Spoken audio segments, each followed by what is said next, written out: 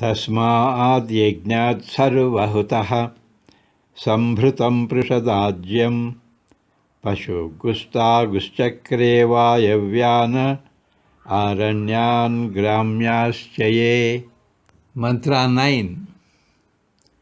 That was the yajna wherein the Purusha was himself the oblation.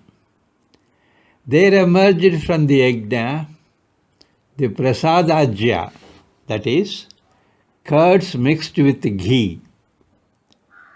Then there came into being birds flying in the air, the animals of the forest, and those that were domesticated. 9ನೆಯ ಮಂತ್ರ. ಸರ್ವಾತ್ಮಕನಾದ ಪುರುಷನೇ ಸ್ವಯಂ ಆಹುತಿಯಾಗಿ ಉಳ್ಳ ಯಜ್ಞವಾಗಿತ್ತು ಅದು. ಆಗ ಆ ಯಜ್ಞದಿಂದ ಪ್ರಸಾದಾಜ್ಯ ಅಂದರೆ ಮೊಸರಿನೊಡನೆ ಕೂಡಿದ ತುಪ್ಪವು ಉತ್ಪನ್ನವಾಯಿತು.